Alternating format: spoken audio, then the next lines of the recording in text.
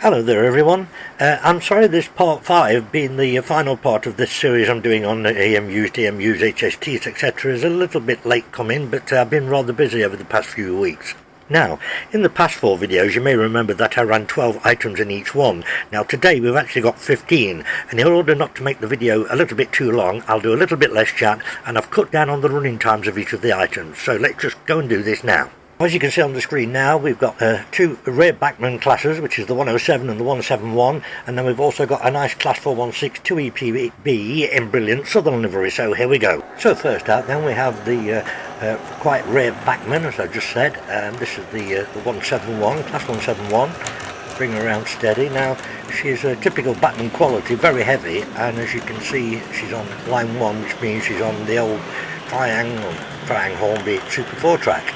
But yeah, she's handling it as always, no problem. So bring her around, let you have a look.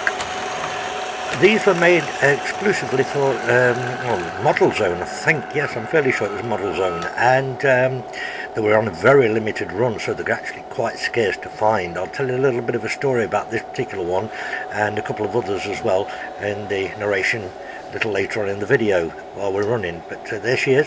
Next up. Okay, coming from the far left of the layout, we've got another Class 416. This too is a Bachmann. This is not a rare one, of course. Now, when I say another 416, it's because in part 4 you did see the exact same Class 416 2EPB, but it was in British Rail. Yeah, it was in Intercity Blue. And I did say right from the beginning of doing all these videos on in this series that if I had 2 the same but there was some difference, then I would show you that, and exactly that's what I'm doing here. So she's lovely southern livery there, look. So to bring it, oh, a bit quick again, trying to get used to every one of them being different, because they all are very much different. So there they are, first 2 now. Now this one is the Class 107. This too is a Bachmann, and it is also a very, very rare one. My last video actually did the unboxing and opening of this one and showed it to you. I didn't tell you much about it in real life, but you did actually see it as a kind of review basically. So she's on the outside line here. Beautiful, absolutely beautiful Strathclyde livery. I love this locomotive. Well, the train, so to speak. Yeah, get them lined up for you. As we do. Yeah, absolutely perfect. Couldn't ask for better than that. Let's go and get them running. First off then, with the 107. We'll just get them all on the move, and then I'll tell you a little bit about each one of them. Let that come round once. There we go. Okay, let's get the 416 on the go. Yeah, nice one.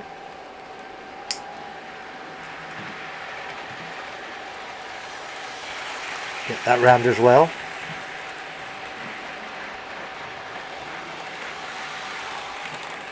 Yeah, looking good so far. Alright, and the 171. Let's go for it. Get the other pass first. Okay, now, that's better. Let that one come through as well, just the once, and we'll give you some information.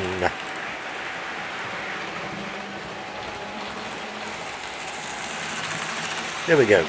Okay then, let's start with the Class 107 Strathclyde livery one there, as some people call it the Jaffa Cake livery. For those of you who are regulars to my channel, you will know that the last video I did was of course on the 107 of the beautiful Strathclyde transport livery.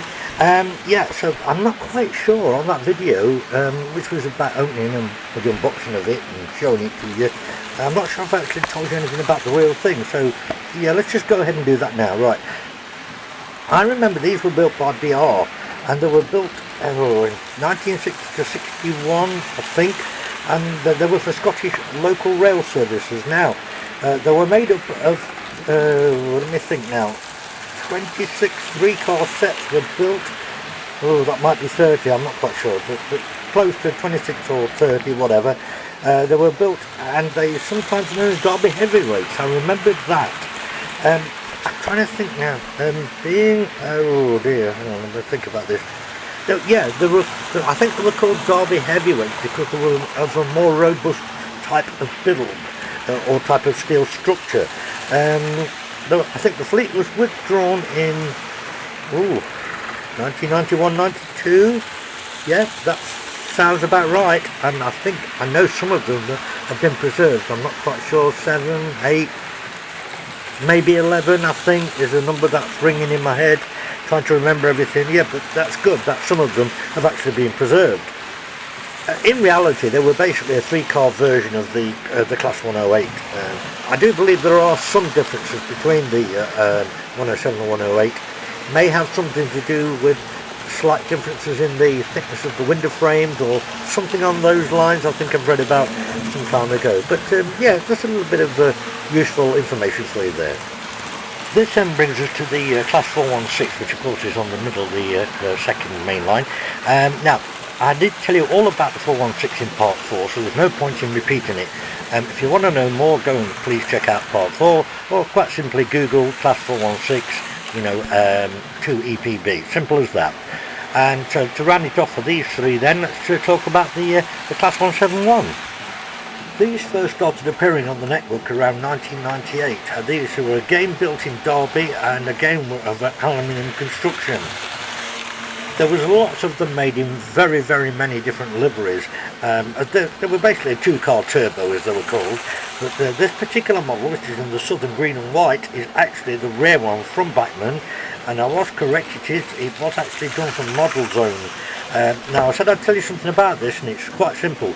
There was a guy on eBay had 2 for sale, still sealed, and he was asking £249 each for them, and I wasn't prepared to go to that extreme, but I kept my eye out and I stuck with it, and eventually one came on eBay, second-hand one, which is the one you're seeing now, and I got it for £130 free shipping. So there you have it. Here then you can clearly see that I've been slowing them down while I've been talking to you, and we're going to put all 3 of them away with the onboard cam again, but I will point out to you that, as the saying goes, you can get too much of a good thing, so I'm not going to keep doing this. I've already done quite a lot in this series of videos by putting the onboard cam, putting them away in the stations and sidings, so we'll just do it with these 3. And then I shan't repeat it anymore, otherwise like I say it's going to get a bit too repetitious and getting a bit boring. So we'll just put this one away first. This is obviously on the outside line, so that this makes her the Class 107. So we'll just put her back where she came from, down into the station, right over on the left, as you can see next to the roadway. Take her in carefully to the station, and when she gets to the buffer, perfect. Next we've got the Class 416 second line onto the third line, change over here. Again, we'll just take her around steady.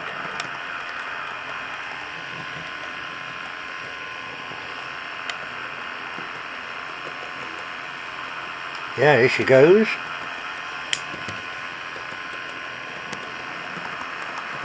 And into the sidings on the left again. Now look, if you look on the left, you can see the beautiful Rapido trains, the APT-E. And yes, you're going to see her running in a minute, so don't worry. Buffer stop. Cool. And last up, we'll put the Class 171 away, back again from when she came. Gently does it.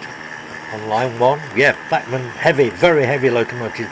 All of Bachmann stuff pretty heavy, and they're absolutely fine on Super 4 track, as you can see here yet again. And we're going to bring her back into the middle of the layout where she came. We must get round to putting those 2 buffer stops back inside the diesel refueling shed there. I keep meaning to do it, but it's difficult to get at actually. Don't know what happened there either. It's a little bit of a jump, but yep, she's on her way back to the siding, and you can see the New South Wales Railway red-rattler just there on the left under the canopy. The second version, which you're going to see soon as well. So come on, buffer stop. Yes, we're there. Cool. So next up then we've got the Hornby APT second version. We've got the beautiful Rapido APT-E. If you don't know, that means Advanced Passenger Train Experimental. And Triang Budd Diesel Railcar DRC 4-car set. Here we go. On this second segment of today's show, you might say, we're going to come out with the Budd diesel rail car. Now actually, I think the Americans call them a rail diesel car. I think that's right. Either way, the title says what it is, right? Now, I know these were used singularly and in multiples, and I happen to have two twin sets. So quite simply, I put all four of them together, so you've got two powered ones at the front and two dummies. Not that they're any different, but we're coming right up onto line 3, so she's come all the way round. Get her onto line 3 here, which is the Super 4 track in the centre of the layout, and just bring her through slowly. Yeah, she's going to run well on this track anyway because it is a Triang product, so not a problem. Although they have got the, at this point of the time when they were building these, they do have the smaller flanges, and they do run 95% perfectly alright on modern track. You might just get an odd jutterer on the odd point, but generally speaking they're absolutely fine. So we'll just bring her through. Here she comes.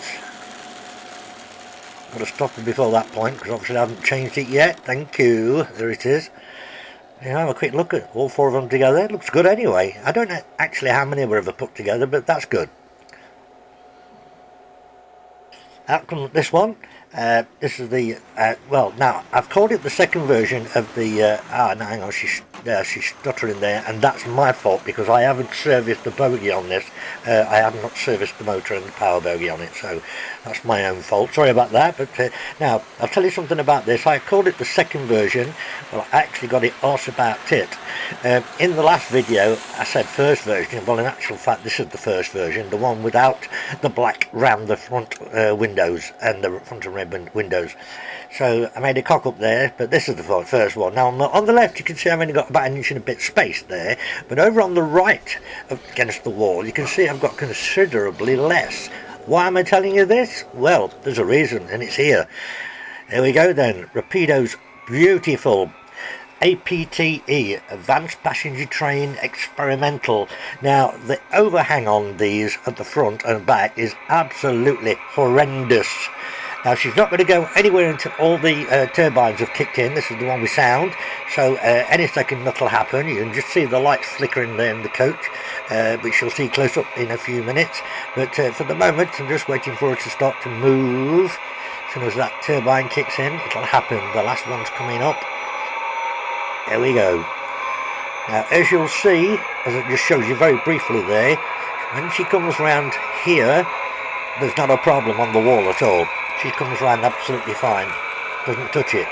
At the back here there is the slightest tiny touch on the wall just there, but it's so minuscule I can live with that. But we do have a big problem on the right hand side of the room. Watch.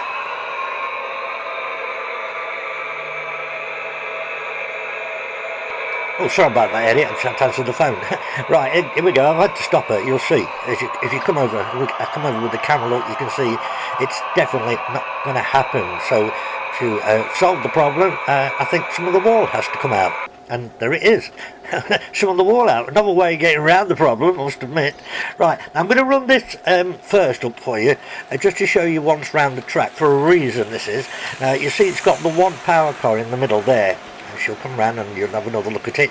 Now, when these were actually running, they almost certainly had two power cars in the middle, which allowed them to make 160 mile an hour. But as you can see, this has only got the one. But we're going to change that in a minute. But first of all now, while the turbines are all kicking in again, I'm just going to tell you briefly, I have put two power cars on the Hornby APT, so you'll see that in a few seconds. Again, most of these turbines have all kicked in. Now also you might notice on the nose of the front of her here, there's two little scuffs, and they're nothing to do with it hitting the wall. But what happened was, as soon as I'd got the wall cut out and she cleared it fine, I heard a couple of clicks as she was going round, and I didn't realise she was hitting the line side hook on the left of the layout. You'll see that in a minute.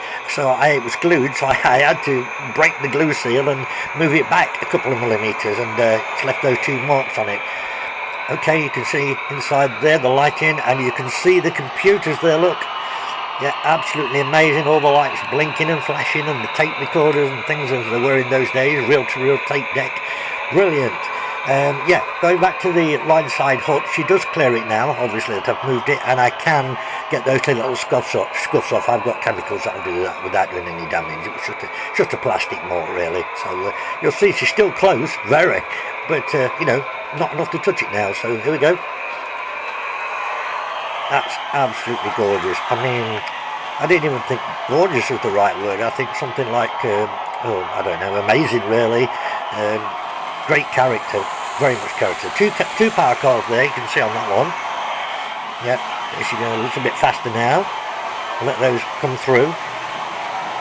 I think the right term for the APT-E is graceful and elegant. It's a beautiful model. It really is stunning. There you go, they're through together. Okay, and then we'll get the Budd on the go. Get these passed again first. There you go. And here comes the Budd. Yes, I'm not sure how many they would put together of the Budds. I think 4 would certainly be acceptable. I would imagine there would have been a time when they did actually run as many as 4 together. Possibly not more than 4 as you guess. Well, there we are, they're all running. So the next thing to do now is give you some info. Hang about. Let's start then with the Budd diesel rail car. Now, I found an article which basically sums it all up in one go. Buddliner, as they were also called, is a self-propelled diesel multiple unit DMU rail car. And they were built between 1949 and 1962. And get this, 398 of the RDCs were built by the Budd Company of Philadelphia, Pennsylvania in the US. The cars were primarily adopted for passenger service in rural areas with low traffic density or in short-haul commuter service, and were less expensive to operate in this context than the traditional diesel locomotive drawn train with coaches. Well, that would make great sense. The cars could be used singularly or several coupled together in train sets and controlled from the cab of the front end. The RDC was one of the few DMU trains to achieve commercial success in North America. RDC trains were an early example of self-contained diesel with multiple use trains, and an arrangement now in common use by the railways all over the world. So that's interesting. I didn't realise this, that it was the forerunner of DMUs, which is great story. And I can tell you also that they're obviously widely used all over the US, Canada, Australia, Brazil, Cuba and Saudi Arabia. So what a great piece of kit it was. So as for the Hornby APT, there's no point in going over all its details again, because obviously I featured the other one in part 4 and I would have told you everything in that, so you can go and check it there if you want to learn a bit more about it. This now brings us to the British Rail APT-E, a product of British Rail's desire to innovate the high-speed advanced passenger train project, initiated in 1968 at the Railway Technical Centre at Derby. This represented a radical attempt to modernise the nationalised industry, a response also to the development of the Japanese Shinkansen bullet trains. APT aimed to run high-speed rail on existing lines. For the first time, engineers and scientists beyond the railway industry were brought in to work with existing railway researchers, and the result was the APT experimental train, otherwise known as the APT-E. Dr. Alan Wickens pioneered research into how the train wheels interface with the steel rails, and the APT-E led the way for high-speed passenger travel to be developed into the form we know it today. APT-E began its trials in 1972, both on the national network and on the old Dalby test track in Leicestershire. Its lightweight construction took much from the aeronautical industry, and the futuristic use of gas turbines for power and the tilting mechanism for smoothing the transition of curves made it a train that not only looked it was from the future, but tested the technology to the limit. Ultimately, the project came to an end due to financial and political reasons, but the technology and personnel of the APT project went on to stimulate the development of high-speed rail across the world, ultimately culminating in the Italian Pendolino train concept, now running on the West Coast Main Line to this day. And when the experimental period was over, it entered the National Railway Collection in June of 1976, arriving in New York that month. It has been on display at the NRM Shildon since September 2004. Right, quick fade out here, and coming up now we've got the Triang Blue Pullman 4th livery, the Heljan Machinenbau Railbus and a Hornby Eurostar 1st livery 14 car set. Here we go. The beautiful little Heljan Railbus named Elliot on line 1. Oh, she's gorgeous. The very first time I saw one of these was many years ago, and I absolutely fell in love with it. It's so cute and gorgeous, and oh, it's lovely. So we're bringing her to the front here on line 1. We have a quick look. There you go, there's the front. It really is a beautiful little baby. Laboratory 20, named Elliot. Yep, there she is. There's the back end. Yep, British Rail Research, Derby. Next up we have the 4th livery of the blue Pullman. Now, I call it a blue Pullman, but really, it's actually not blue anymore. This is the final livery of it. This is also a Triang one, of course. Yeah, it's not the best livery in the world. It's not very pleasing to the eye. In fact, I think it's pretty ugly, to be honest with you. But yeah, it's part of history and it has to be shown. So bringing her through onto line 2 for you. Yep, there she is. As I say, not particularly one of my favourite liveries, but there she is, and certainly a part of our British heritage history. Yep, that's those two. Now, this one I obviously can't put in the siding because it's far too long. Of course, we're now on the Eurostar HST, but this is the full 14 car set. Now, I have shown them once before, quite some time ago, but at the time I think it was only 10 car set. But now it's the full 14 car set, and I'm just showing you this through now, pretty slow and careful. I have heard from other YouTubers and people who have run this set that they have struggled to get the 14 car set to run with just one power bogie or one locomotive. In other words, they've used a power dummy. But I can tell you what, you can do it, and I'm doing it here right now. So stay with me and I'll explain how I've gone away with it. Let's do this then. Okay, a bit silly really saying to you the front and back, wasn't it? It doesn't really matter on this, does it? Anyway, we got the baby Railbus going first, so we'll just go around a couple of times. Yeah, it is really cute. I've got some information to tell you about this in a little while as well.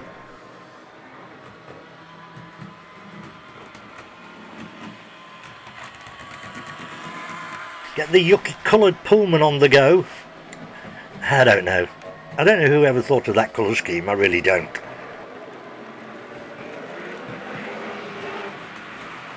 Okay, yeah, there she is. Cool, let those come past once more. And then we'll get the Eurostar on the go. There's two things that you have to do here to get one of these single locomotives to pull this length of train. And these are the two things. One, it is imperative that you oil every single pinpoint axle on the whole train, including the freewheeling bogie of the power car. And the other thing is you must start it up slow. If you try and go too fast, the rubber tyres, the traction tyres just grip the track and throw the bogie off. So if you do it really gentle, you can get it going at speed like this. No problem at all. Fantastic.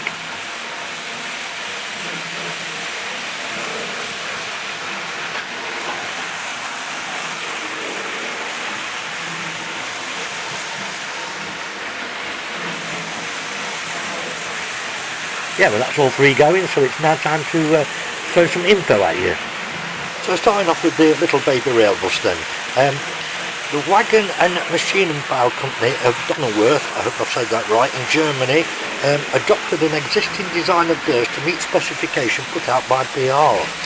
The Railbuses were introduced in the spring of 1958 and 5 were built. All had been withdrawn by the summer of 97 and 4 of them have been preserved. It also goes on to say here that the rear Lab 20 was built for the RTC Derby by Wickham in 1959 as a track recording car, carrying probes and onboard equipment. It was delivered in a chocolate and yellow livery, going into the standard rail blue livery before donning RTC red and blue. Although on the real model was based on a Wickham Railbus, there are differences such as more robust underframe buffers and slightly differing window configurations compared to the standard Wickham body. It also mentions the fact that the Heljan model, these differences will not be replaced on the model. Fair enough. Moving on briefly then to the fourth livery of the Midland Pullman. There's no point in repeating all information what I gave you in part 3 where I featured versions 1 and 2. Version 3 was featured in part 4, and so you can simply go back to those two parts and view them and get the information off of those should you wish to do so. And so now, while I'm slowing them all down to a stop, let me just tell you that there's so much information about the Eurostar available on the internet. If you Google it, there's just so much to read about, so it's best that you probably do that. I have also already given all the information out on it on a different video called A World of HSTs, High-Speed Trains, so I did actually give all the information out on that video, so if you want you could go back and check that. Well, we have Eurostar to stop here now, so the Triang Midland Pullman is on her way. Look, she's going to come up, park alongside. Yeah, that looks fine for me, so just let the little Railbus go round us once more.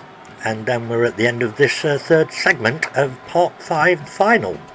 Let's get around nice and slowly and gently as you do. She rattles a bit on the Super 4, but she's doing it. Yep, bit more please. Yep, that'll do me. Oh, okay, time to start the next segment, number 4. Here then we have the Bachmann Acela 8-car set, the Hornby Eurostar in second livery, and the Triang New South Wales Railway red-rattler 3-car single pantograph set, different to the one you saw before. Here then is another new shot for you guys. I'm on the coach behind the pantograph power car of the red-rattler, and as she's rattling around, look. So just a few seconds of a different view here for you. Yep, she's on line 1. The Super 4 track again. Yeah, good shot. As she comes through. Now I did mention to you this is the darker one than the one you saw in the previous part. I'll tell you a little bit more, of course, further through the video. Stop her there, that's absolutely fine. Now here again, I can't bring this from the side in because this is the new livery, or the later livery I should say, of the Eurostar, and again this is the 14-car full rake with just one power car, so I'll just talk to you a couple of bits about that in a bit. Now here's a view that none of us have seen. I haven't seen this. I've placed the onboard cam facing the Amtrak Acela on a little truck, and it turned out really good. I've not seen this view ever before, so look at that. That is really cool. Definitely something different, and as you round the corner you can see the train. Look, oh, that is amazing. That looks brilliant, fantastic. And this Acela set is a typical 8-coach set, what you would see out there in the US from Amtrak. So you've got the power car, then the first one you've got business class, then you've got another business class, then you've got what they call the cafe, then you've got another business class, and another business class which they call the quiet car. I'll tell you about that later. Then you've got first class, and then you've got the other power car on the end. Yeah, wicked. Just let her come through the ones for you. Here she comes.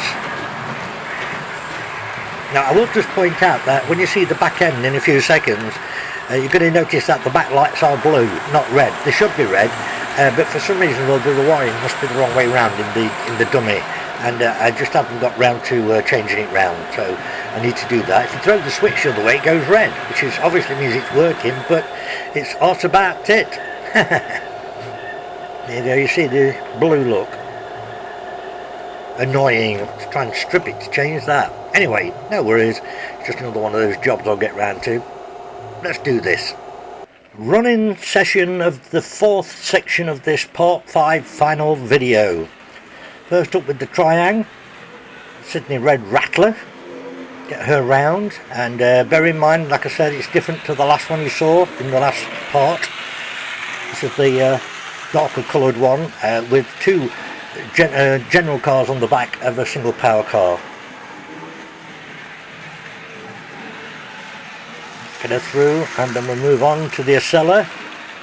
Yep, let's do this. Nice, cool, realistic start. Well, as best as one can do. Yeah, it looks okay. Yeah, I'm happy with that. These round a couple of times. I'm going to speed the Acela up. I think I'll leave the Triang as it is. the red rattlers when it's a sensible pace anyway. Yeah, that looks okay. Yeah, a bit more speed here on the Acela. Get around again, and then we'll be moving on to the second delivery of the Eurostar. The camera over. Yep. Here we go then. Let's go for this one as well. Get them all going as always, and I'll tell you a few bits and bobs. You can see I'm keeping her really steady just to get the train in motion, taking it steady up here, look.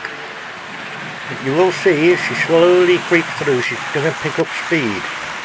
It's the only way you can get this to do this, but the result is absolutely fine. There you go, you can see she's faster already. Right, now while we're all running, let me talk to you about a few bits. Okay, first of all, I'm not going to say anything about the Eurostar because I've just told you in the previous section that I did do a video on HSTs, high-speed trains. I'll put a link in the descriptions box for you because I gave all the information about the Eurostar in that video. Your other option is, of course, just go and Google it and read about it on Wikipedia because there's so much there's just so much out there. Now, ironically enough, the Acela, although this is a correct 8-coach or 8-car set, I did actually run the Acela in that same HST video. I did actually run it as a longer version, which was actually incorrect, but either way, I did give all the information out about that as well. So again, it's worth checking the link out I'm going to put in the descriptions box, so you can read about, or you can listen to about both the Acela and the Eurostar. Again, or your other option is to Google it.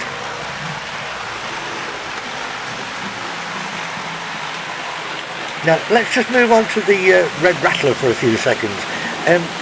When I ran the first version, in the last video I think it was, I wasn't able to tell you much about it because I didn't really know much about it. But again, I did suggest that you had a Google and just read about it that way. But some very kind YouTubers have actually put some very, very useful information and links in about the New South Wales Railway red rattlers. They've actually put links in there all about it. People from Australia and I think New Zealand as well have done that, so they've actually put this information there. It's worth you going and checking out. I'm sure it's part 4, and go through some of the comments and you'll find those links and the information that people have very kindly passed on. So excuse me, with that, just let it finish itself off here. Just one other thing worth telling you before I slow them down is during the course of this video I've actually read you some transcripts from items and researches that I've done on about 3 or 4 of the items, and the reason I've done that is because if my knowledge is limited on an item or a train or a locomotive, and I want to be able to give you more, and I don't want to be able to give you wrong information, I've actually looked it up and then read to you from the article in question. So it's I don't want it to sound like I'm cheating. I'd rather be honest with you than actually make things up and probably make a cock up and a mess of it all. So that's why some of it I've read from some articles in the narration. So with that, I think it's time to slow, as we already are doing. Yeah, that's fine there. Excuse me, oh, I need a whiskey. Get the Acela alongside here. Yeah, I love the Acela, beautiful HST. Yeah, I'm happy with that. Which just leaves the red rattler to round it up. Yep, here she comes. Yep, lovely running motor. Bit more, I think. Yeah, that'll do. There you go, we've done this one. Full, and now up last we have all Virgin sets. Class 220 Voyager, Class 221 Super Voyager and 2 Class 390 Pendolinos. I'm going for it, guys. Okay, the homeward run it is. Now, it's quite possible that the Class 220 here and the 221 would have fitted in sidings, but the Pendolino definitely wouldn't have. So I changed my mind and changed the plan. I thought, look, put them all out on the line, let's get the camera rolling, let's see what kind of footage we can get.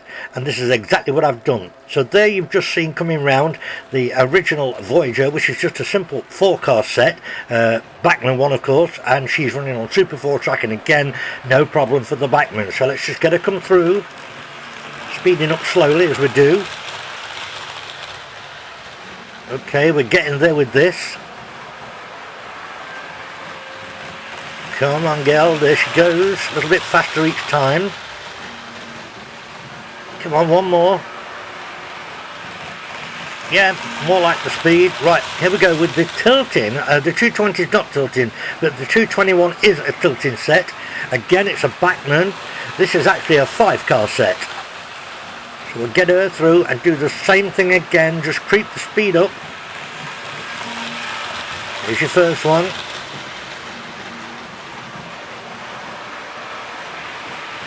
There's your second one, following it through. Creeping up a little bit each time as we go round.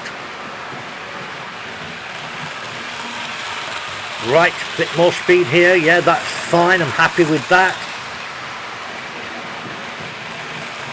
Yep. Yeah, that's more like it now. Right, the Pendolino. Come on, class 390. Let's see what footage we end up with. Usual thing, creeping and slow to start, so as we don't rip any tyres off or anything like that. This is a normal 9-car set in the correct running order. I actually am able to do the 11-car set, but I can't seem to find one of the coaches. I don't know why. I might even think that I bought it and I haven't. I might have made a mistake on that, but whatever. 9 cars is fine. Yep, and we're getting the speed up on her as well. So look, let's watch them go round, and I'll throw a little bit of information in at the same time. Enjoy the show. Having always been quite a fan of the Class 220 and the 221 Voyagers, I think we'll start with the inside one, the Class 220 online one, and I'll give you some information on that one first. So here we go. Well, she's a DEMU, obviously. It was built in Belgium by Bombardier, and I think it was in 2000-2001 the production was done on them. We got them on our network here in the UK to replace the 30-year-old Intercity 125s and the Class 47s, and that was in 2001. The drives are on 2 axles per coach, 1 axle per bogie powered. I'm fairly sure they have both air and rear-static brakes. I'm fairly sure on that one. I can tell you that the Class 220 is capable of being coupled to the Class 221 because they share the same coupling configuration. Obviously it's a 4-car unit, and there was talk about increasing it to a 5-car unit, but it turned out to be impractical. I believe the braking is assisted with one-shot sanders, and they get activated, let me think, now if the emergency stop button is pressed, that will do it. Any wheel slip that's detected will do it, and there was another, I can't remember what it was now. They have been in a few minor accidents, and one of the funny ones is there was a fire caused by a bird getting caught under the hot brake resistors on the roof of the train. So it's got your fried bird, chicken. I know that the 220 was criticised with a few number of shortcomings. I think one of them was the underfloor noise and vibration, which wouldn't have happened on the Mark II and Mark III coaches being pulled by a Class 47 or a 125, whatever. The 220s do actually have the same body shell as the 221. I think at some point they also removed the shot of the train to try and get a bit more room. I think that reduced the bike parking from 4 bikes to 3 though. I think that's about it for that one. Then we'll move on to the 221. Now, ironically enough, everything that I've just discussed with you actually virtually applies to the Class 221 as well. There are just a few major differences. One is they are normally a 5-car unit, although there were some 4-car units used. The bogies are completely different, and of course the other main difference is the fact that it has the tilting mechanism, which will take it up to about 6 degrees of tilt to allow for higher speeds around the curb tracks. But other than that, like I say, most of it, what I've told you, is pretty much the same. Quick pit stop here then for the Pendolino while we change both the power units.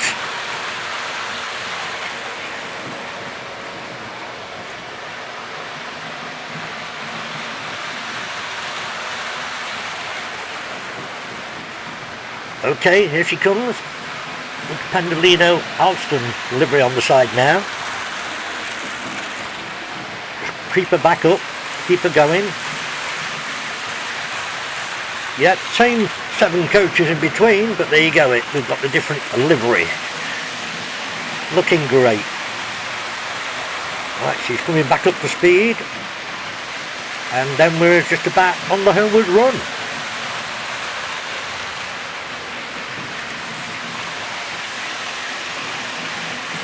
So we'll call it a day at that, and I'm not going to discuss anything with you as regards to Pendolino, because once again I have featured her in another video, which I'm going to put the link in the description spot for you, as I said, and I've discussed all about the Pendolino in that, so there's no point in repeating all of that again. Plus you've also got the option of doing your Google search and reading all about these items on Wikipedia. Well, I think that's it, gang. I think start slowing them down now. Start with the Pendolino. We've already got to slow down round at the back. She'll be coming through in a minute. Here she goes. We're going to stop everything in this right hand corner for a change as well. Front of the old 60s clock. Right, there's the Pendolino. Okay, let's start slowing the Class 2 21 down. Yeah. Slowly but surely. A little bit. Oh no, a bit too quick I think. Try for this time round. Trouble is, when I'm holding the camera here I can't see what's happening across the other side. Okay, that's better. Yep, that is absolutely fine. And then of course last up we got the Class 220. Come on. Here she comes, come on. Still a bit too fast. Overshooting the mark. This time. Yes, better. Oh, that looks amazing. Oh, I'm well chuffed with that. I think I'll use that photo as well. Take a photo of that. Brilliant. That's it, guys. Well, my friends, we're at the end of the series.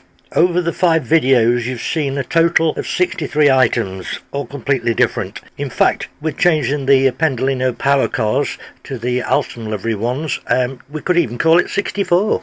And so, to date, you've seen all of my DMUs, EMUs, HSTs, Railbuses, Railcars, and anything that falls into similar categories. It has been a humongous job to do it. Possibly one of the hardest set of videos I've done, and certainly compatible with the time and effort it took to do all the box sets. And talking of the box sets, I haven't shelved the project, so to speak. I just put it at rest for a little while, so I will be coming back and carrying on with that at some point, bringing you part 9 of that series as well.